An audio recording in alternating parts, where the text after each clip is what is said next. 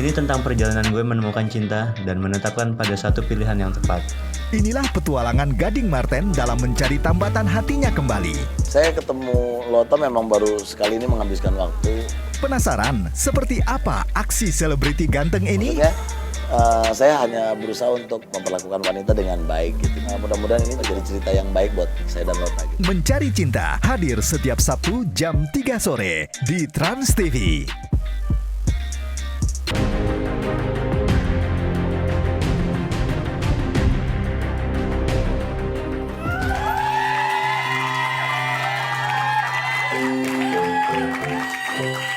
Selamat sore pemirsa, saya Kak Ro. Coba saya absen dulu, penonton-penonton saya di studio. Oke, lengkap komplit, udah makan siang semuanya ya. Saatnya kita rumpi, no secret. Wah. Oke pemirsa, semangat di hari Senin ini. Seperti biasanya sebelum kita menuju ke bintang tamu kita yang hadir dengan berbagai cerita, kita terlebih dahulu ke pojokan untuk membahas berita-berita yang hot. Baik yang datang dari dunia nyata maupun dari dunia. Berita pertama ini dari dunia nyata yang kemudian di dunia mayakan ya. Dan kemudian mendapat komen-komen netizen dari dunia maya. Itu dari postingannya Mom I Think ya. Mom I Think. Mom I Think idolaku karena wajahnya semakin hari semakin awet muda ya. Jadi kan banyak ya perayaan 17 Agustusan tuh macem-macem ya. Nah ini salah satunya yang diposting oleh Mom I Think yaitu putrinya Ayu Ting Ting. Itu lagi juga meramaikan suasana 17-an sambil jogetan gitu ya. Bagus lah sebenarnya ya, kan ini masih ikut rame-rame di lingkungan sekitarnya ya. Kalau kalian udah menang apa aja coba? Lomba apa? Hah? Tahan. Oke, tapi kemudian videonya yang diposting Mom Ayu Ting ini captionnya pada dangdutan. Yang penting happy, lihat Ayu Ting Ting happy banget. Jarang-jarang begini kumpul bersama warga lingkungan Depok. Keseruan di acara dirgahayu Republik Indonesia yang ke-74 Merdeka. Senang bisa habiskan waktu bersama keluarga dan masyarakat setempat. Happy banget ya nak, katanya gitu. Ini kan sebenarnya bagus ya. Masa cuman ada masalah di mata netizen, ada masalah.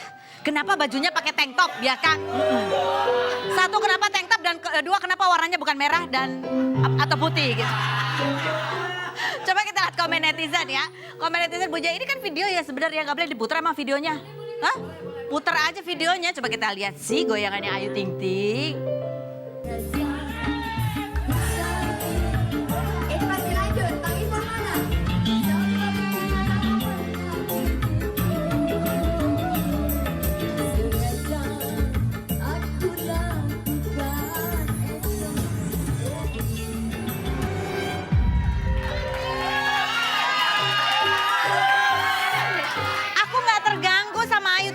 Terganggu sampai baju kuning itu lo nutupin Ayu Ting Ting ya kan, aku tuh nggak lihat. Coba kita lihat komen netizen seperti apa sih. Cereng. Umi maaf tolong kasih tahu ke Ayu kalau pakai apa nih? Kalau pakai apa? Kalau pakai jangan terlalu kebuka, jaga auratnya, maaf ye Umi, katanya gitu ya. Pakai apa itu agak nggak jelas, yang terbuka tuh apa gitu. Pelajaran bahasa Indonesia sekalian nih ya, hai netizen. Saya mah jemur baju depan rumah pakai celana pendek sedengkul aja dijitak sama bapak saya. Ya. Bapaknya bukannya bantuin ikut jemur ya, malah jitak anaknya. Next yang berikut. Akhirnya gue bisa lihat Mbak di video ini joget dangdut yang lu bilang ada koreonya seirama dan kompak. Hahaha. Oh ini ke adeknya ya, Syifa. Next yang berikutnya. Happy banget ibu sayang. Nah ini kan komennya bagus ya. Yang julid dong, ada nggak yang julid? Yang julid. Next yang berikut, ada lagi nggak? Udah katanya 5, aku hitung baru 4 loh, kurang 1. Oke baiklah, next. Nah yang berikut tamu kita yang pertama ini juga masih berkaitan dengan 17 Agustus ya. Biasanya kan 17 Agustus ada petugas paskibra ya. Yang latihannya itu siang berhari-hari diterpa terik matahari begitu ya. Dan bintang tamu kita ini viral gara-gara muncul beredar videonya dia tuh menangis sedih karena gagal ikut padahal udah menjadi cadangan nomor 2. Tapi kesalip, di Tenggarai disalip. Wah. Tapi akhirnya happy ending kok. Seperti apa kisahnya kita lihat dulu profilnya berikut ini.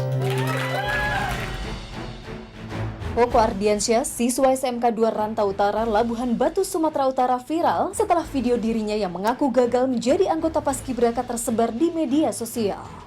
Koko bercerita namanya ada di urutan ke-29 sudah ikut pengukuran baju dan sepatu, namun saat masuk karantina namanya dicoret dari daftar anggota Paskibraka digantikan oleh anak pejabat PLT Bupati Labuhan Batu. Setelah viral, Koko membuat klarifikasi digantikan oleh orang yang tidak lulus di provinsi untuk bertugas di kabupaten dan mengklarifikasi hoaks yang mengatakan ibunya meminjam uang demi menjahit baju paskibranya. PLT Bupati Labuhan Batu kemudian mengklarifikasi bahwa anaknya sudah mengikuti seleksi penjaringan dan layak menjadi anggota Paskibraka.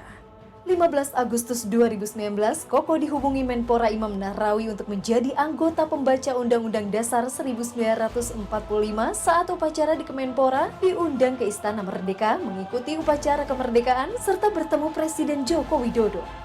Seperti apa kisah viralnya Koko Ardiansyah? Saksikan kisah selengkapnya hanya di Rumpi No Secret.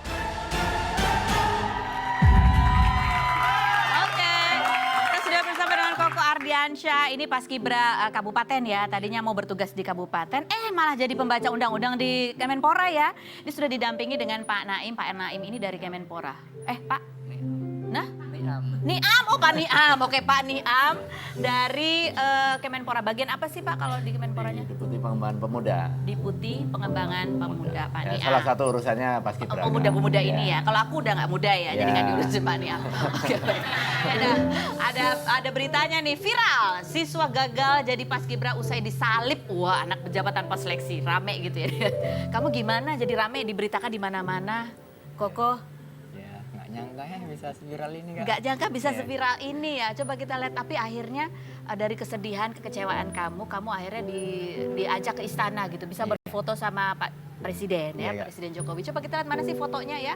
Fotonya waktu dia, nah ini. Gimana kamu pas ketemu, ceritain waktu ketemu Pak Presiden. Ngomong apa, ngobrol apa? Iya, kemarin belum sempat ngobrol sih Kak. Cuma sempatnya coba tangan sama foto bareng aja karena Pak Presiden kan sibuk juga. Jadi belum sempat ngobrol. Mama di rumah titip apa waktu kamu tahu kamu akan ketemu Pak Presiden? Iya, ya nggak ada, cuma bilang hati-hati gitu. Hati-hati gitu. Gimana, apa-apa yang kamu rasakan? Bahwa ternyata dari cita-cita kamu ingin jadi Paskibra Kabupaten, kamu malah ada di Jakarta saat ini gitu. Ya senang lah Kak, senang, bangga. Pastinya campur aduk lah Kak. Rasanya campur aduk. Apa yang paling menyenangkan dari pengalaman kamu jadi petugas upacara di Kemenpora? Ya pastinya dapat pengalaman baru Kak, dapat apa juga, pembelajaran dari situ. Apa pembelajarannya? Ya bisa mentalnya bisa lebih diuji lagi. Mentalnya lebih diuji. Kan kamu kan latihannya kemarin Paskibra itu baris berbaris kan ya, untuk pengibaran bendera. Tapi tugas kamu justru membaca Undang-Undang Dasar 1945 itu. Kan beda banget.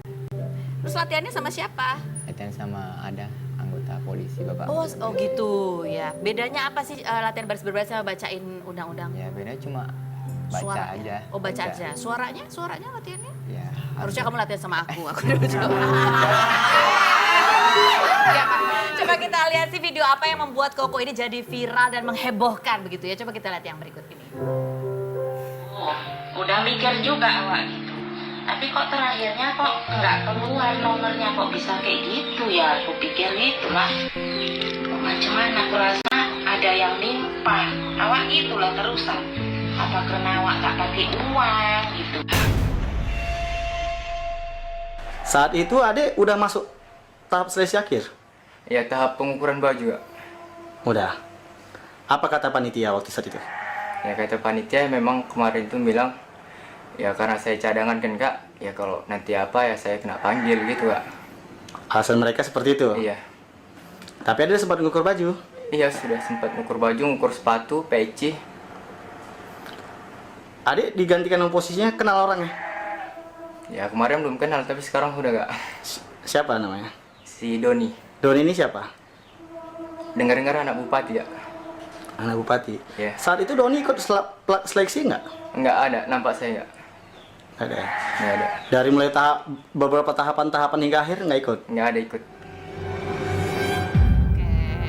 Kamu kan cadangan nomor 2 ya? Iya. Yang cadangan nomor 1-nya akhirnya berangkat? Masuk. Oh masuk. Tugas kabupaten. Masuk kabupaten. Jadi kamu tuh satu banget gitu ya, tinggal dikit lagi. Terus ada orang lain yang masuk. Iya. Seperti itu ya.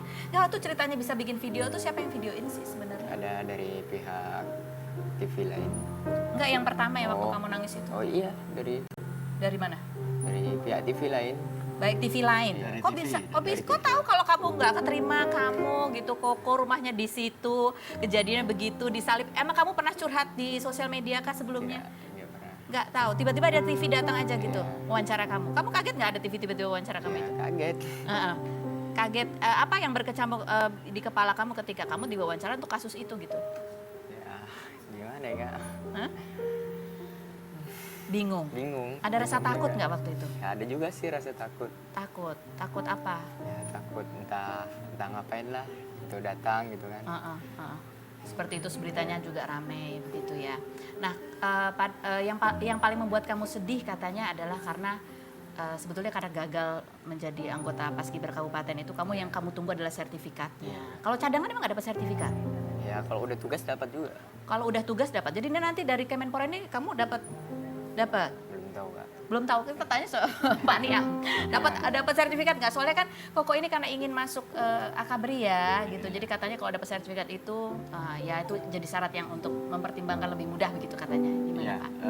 yang dimaksud sertifikat tadi itu kan sertifikat menjadi paskibra di kabupaten Iya. dan dia tidak menjalankan tugas itu karena terhambat di dalam proses seleksi di awalnya.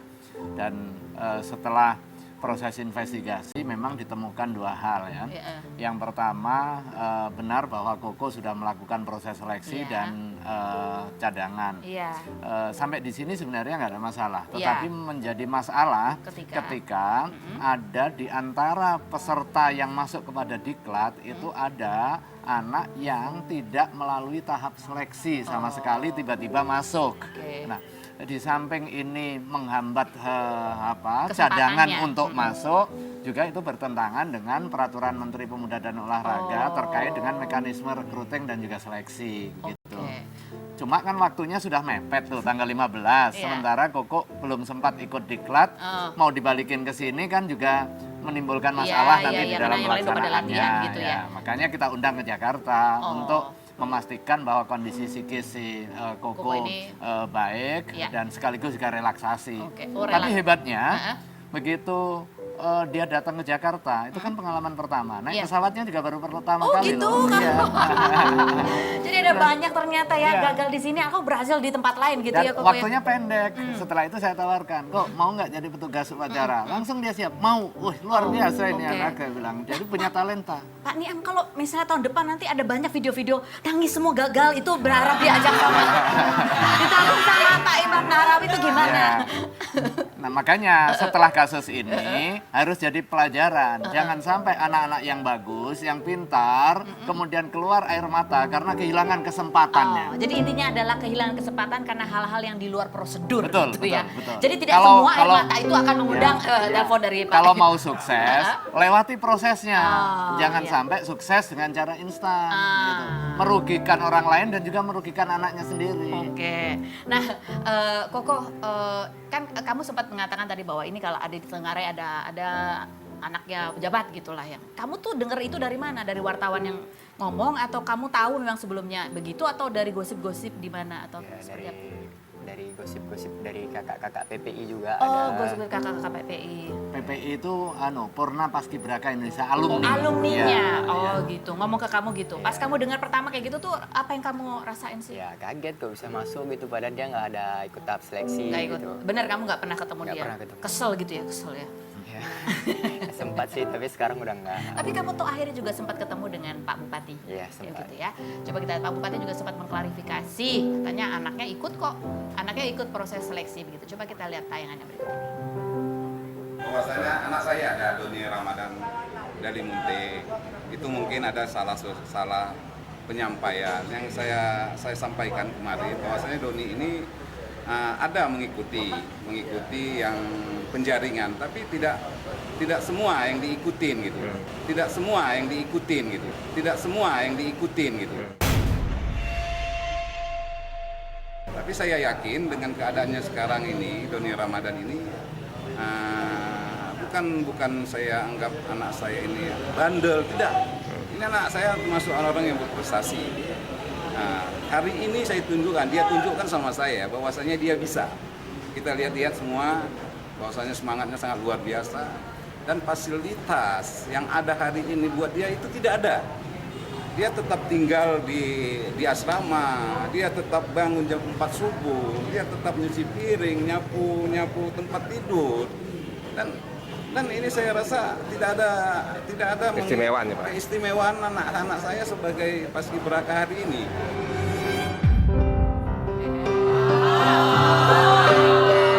Zaman saya dulu belum hits tuh paskibra gitu ya. Sebenarnya tahap penjaringannya tuh seperti apa sih, syaratnya apa sih Koko yang harus kamu lewati? Ya awalnya tahap pertama seleksi itu ya pengukuran tinggi badan, berat badan, Terus? lihat postur tubuh, terus? lihat apa Cara bentuk tangan, bentuk kaki. Bentuk tangan, bentuk kaki. Terus nilai akademis juga dinilai kah? Iya dinilai juga. Dinilai juga. Tetapi bobot tertingginya di mana sih Pak Niam sebenarnya kalau untuk paskibra itu? Ya, untuk supaya lolos penjaringan? Itu rata ya. Yang pasti kompetensi dan juga kredibilitas serta integritas ya. Jadi di samping kondisi fisik juga kemampuan dia bekerja sama. Artinya ada hal yang bersifat fisik, misalnya ketinggian. Ada tinggi minimal dan juga tinggi maksimal, kemudian berat badan, langkah kaki, itu ada penilaian secara lengkap, kondisi kesehatan, kesehatan fisik, kesehatan mental, itu diukur secara keseluruhan. Nah, itu semata untuk kepentingan pemastian di dalam proses diklat itu mudah dan bisa berjalan lebih bagus. Ini yang kita terus ingatkan bahwa paskibraka ini mencerminkan soal jiwa sportivitas, leadership, kebersamaan harus dicari dari bibit-bibit terbagus. Tidak terkait dengan status sosial, status politik, jadi status ekonomi. Semua diperlakukan dengan sama gitu ya. Kamu ketemu Pak Bupati ngobrol apa waktu itu? Ya ngobrol santai aja Kak. Oh ngobrol santai, Pak Bupati bilang apa? Ya sempat nawar juga Pak Bupati beasiswa. Oh kamu sempat ditawarin, dikenalin nggak sama anaknya? Anaknya kan masih di karantina. Oh anaknya masih di karantina, terus kamu nanya apa ke Pak Bupati? Nggak ada sih. Kan nanya, nggak mau klarifikasi ke Pak Bupatinya? Nggak ya? Pak Niam, ini kan saya banyak baca berita juga, memang sangat prestis sekali gitu untuk bisa ikut paskibra, itu sebuah prestasi tersendiri buat siswa-siswa. Tapi kan ada banyak juga kabar-kabar di luar sana di mana ada sempat kan yang latihannya begitu keras sampai kemudian jatuh sakit dan akibatnya fatal gitu. Apa sih sebenarnya Pak yang bisa dilakukan kemudian supaya menghindari hal-hal seperti itu, menjadi apa istilah persaingannya tetap sehat dan perlakuan pada saat di karantina juga tetap manusiawi sehingga tidak jatuh korban gitu. Yang pertama kenapa ini menjadi prestisius karena bisa jadi karena proses recruitingnya ini berjenjang dan dari bawah betul ya. Mulai dari sekolah ini dipilih anak-anak yang memang hobi paskibra dan kemudian terseleksi mewakili sekolahnya. Naik ke kecamatan, dia merebutkan wakil kecamatan untuk masuk ke kabupaten kota. Gitu. Nah, begitu. Koko berarti kan dari sekolah kemudian masuk ke kabupaten, dia cadangan. Nah, yang terbaik di kabupaten kota nanti akan mewakili provinsi. Oh gitu. Dan provinsi seleksi antar kabupaten yang terbaik tadi itu, kemudian dikirim ke Jakarta sampai kemudian bertugas pengibaran bendera pusaka di depan presiden ya. Nah, ini saya kira mungkin salah satu yang menyebabkan kenapa prestisius dan kemudian diimpikan karena memang mekanisme seleksinya begitu ketat dan berjenjang. Latihan-latihan begitu keras gitu bahkan. Kemudian yang kedua latihan keras karena memang paskibraka identik dengan baris berbaris dan biasanya baris berbaris itu kan terkait dengan kedisiplinan tinggi yang latih polisi, tentara begitu sehingga asosiasi orang itu akrab dengan hal yang keras-keras fisiknya kayak latihan tentara, padahal tidak ya, bahwa benar yang melatih itu adalah dari tentara, dari polisi, tetapi kita juga wanti-wanti bahwa anak-anak paskibraka adalah anak-anak yang punya talenta dan usianya adalah usia anak, masih muda sehingga kedisiplinan tetapi kedisiplinan tidak sama dengan kekerasan. Jadi ada standarnya zero ya. tolerance terhadap kekerasan, tolerance. apalagi kekerasan yang berbahaya bagi anak. Koko cita-citanya mau jadi apa sih? Selain kalau misalnya kamu nggak mas jadi akabri, kamu ingin jadi apa? Jadi atlet volley. Oh atlet volley. Oke, baiklah. Koko terima kasih atas karirnya. Pak Niam terima kasih. Terima kasih banyak. Berikutnya juga juga ada teman saya yang kemarin habis touring ya di pegunungan Himalaya dan mengibarkan bendera merah putih di jalan tertinggi di dunia bersama. Ini yang bikin iri, dia boncengan sama suaminya, nempel terus ya. Kita mainkan Ladonna Agnesia.